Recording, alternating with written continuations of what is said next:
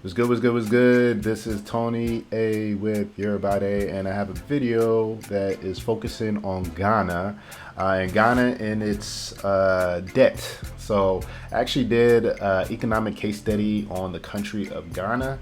So you can take a look. I'm going to leave a link. It should pop up right now so that you can look at that video as far as how Ghana is doing economically. Now, when people think of Ghana, they think of the country of just hope and everything is going well in Ghana. For the most part, it looks good, it's fun, and all this other stuff. But when you actually peel back the layers, you start to see that Ghana is actually not doing very well. It's not one of the better ran countries in West Africa. To my own surprise, when I was doing the research, sorry for the truck out there, but when I actually looked at what was going on in Ghana, I was actually surprised just by the huge disparity between the rich and the poor. And I don't really see any progress in sight, but you know what, that's common amongst a lot of African countries. So this article that I'm going to be reading is talking about how the Ghanaian president talked about how he wasn't going to accept any more loans, any more IMF loans. That's the International Monetary Fund. If I don't know if everyone knows about the IMF, but they've been accused of sending predatory loans to a lot of developing nations, African nations, even Latin American nations, and it's basically a debt trap. So when you hear about China coming in and doing a lot of building of infrastructure in Africa, and you're wondering, okay, why are they letting the Chinese in? Well, the Chinese loan terms are easier to get along with than what happens with a lot of these IMF loans. So either way, taking out loans and you don't have a way to repay them is always going to affect the people that actually live there. Their children are going to be the ones that have to pay off the loan. So for this one, I'm just going to kind of read through, give my thoughts of what's going on and why this is happening. So there was the Ghana president, I think it was about last week or maybe 2 weeks ago, he made he spoke about not accepting any more loans. And I remember it was big deal because a lot of these African countries obviously take out the loans, but he was like, look, I'm not going to do it anymore. We need to focus on getting investors, all this other stuff. So then he turns around and now he's saying he has to, you see the heading right here, he's going back to the IMF loans. So Ghana's president Nana Akufo-Addo has defended his decision to seek help from the International Monetary Fund, saying it was necessary to restore public finances after the twin shocks of the pandemic and the Russian invasion of Ukraine. The decision has sparked outcry in Ghana, which is in the throes of a severe economic crisis.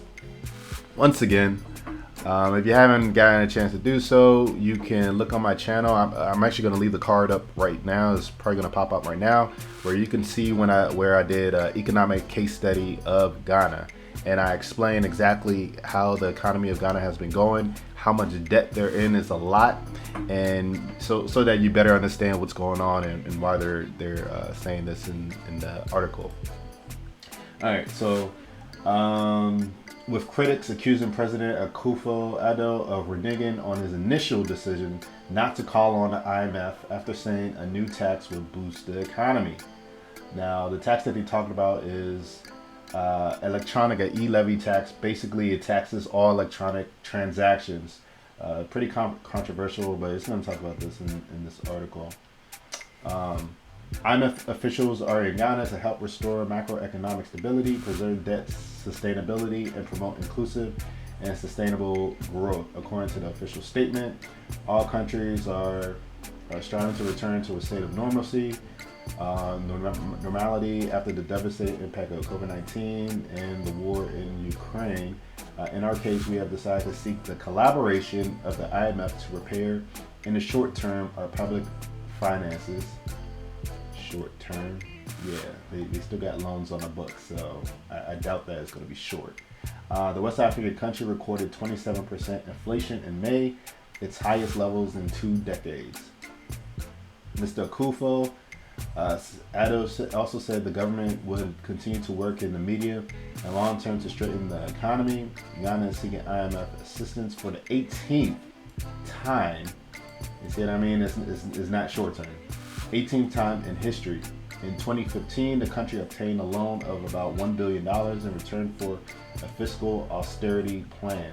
At the end of March, the parliament voted to create a highly contested tax on electronic transactions that triggered a social mobilization. The law, called e-levy, provides for a 1.5% tax on electronic transactions, including mobile money payments, which are widely used in the country. So there you have it. That was the e-levy that I was talking about. Now, when I see a story like this, it's never a good look when a president, the leader of a country, reneges and goes back on their words. It's just not a good look. It looks like they don't know what they're talking about. And really, when you look at everything that's going on in Ghana, they need some help. It's good that they trying to bring in some tax revenue, and what a lot of people don't understand, a lot of the service that you have in countries is paid for by tax dollars. So you need a tax base. I mean, here in the United States, you have local tax, you have state tax, you have federal tax. There's a way to collect income from everyone. Now, there's ethical ways that you could go about it.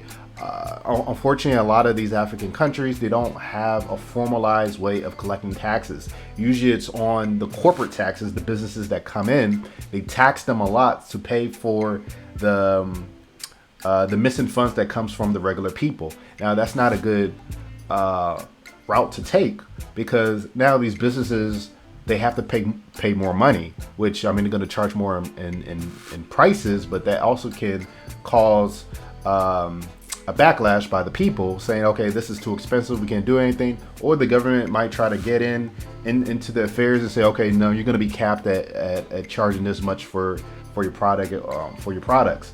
Well, this is what causes a lot of these businesses to not want to do business in certain African countries. They want to go elsewhere because they can make more money dealing with another country. Now, in a situation like Ghana has a lot of debt. They need to figure out a way to add more value to the marketplace. They need a strong private sector. They have to increase their exports. They have to be doing something where it generates money. So I kind of look at it like all countries, I try to look at it as a business. So you got the business, the country name, and then you have an income source, and you have liabilities or expenses. So if you're not getting enough income, you need to figure out why. Where it comes down to sales. What are you selling? So when I look at Ghana, I kind of look at, okay, what are they selling? They have cocoa. So the raw form, it's not chocolate, but it's cocoa. And then they recently discovered some oil.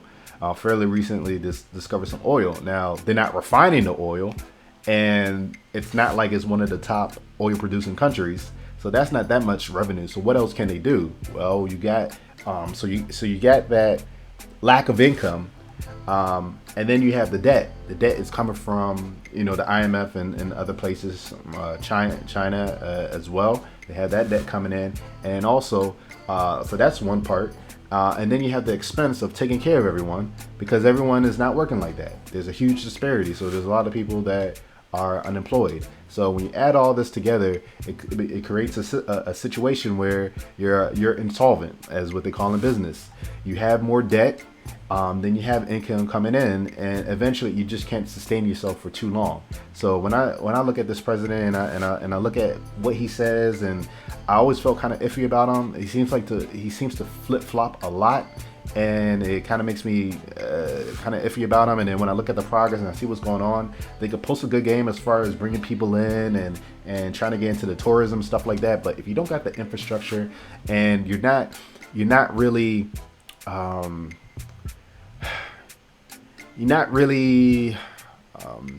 basically, I mean, if you're not really developing your industries, the hard industries that you need, like every country needs to succeed and thrive and grow, then I mean, there's only so far you could do with saying, hey, come to Ghana, come to the where your ancestors, when he's appealing to black people globally, come here. Like that's just one part of the marketplace. Like there's a lot more people that really don't care, or they're not part of that whole land of the return, you know, your ancestors and stuff like that. Like that's not going to be enough. So it's unfortunate that this happens, but they need to figure out another plan. Continue with the taxes, trying to get tax revenue, but you also, the government on the same side, have to be in a position where they can build some type of trust with the community and say, hey, look, we need these taxes in order to grow so that we can start creating an environment for private businesses to come in and provide jobs, because the government can provide jobs for everyone. And I think they need to start saying this stuff. The government can't do everything for everyone. That's not their role. That's not their that's not their lane that they're supposed to be doing. So hopefully, you know, things start to at least look better. Maybe this time, I guess this will be the 19th time that they take out an IMF loan. Hopefully they could do something better with it and see some progress. But you know, who knows? Unfortunately, this happens a lot. So if this video was helpful, you learned a lot from it. If you want to be a supporter of this channel, then definitely like this video and subscribe to the channel, and stay tuned for videos in the future.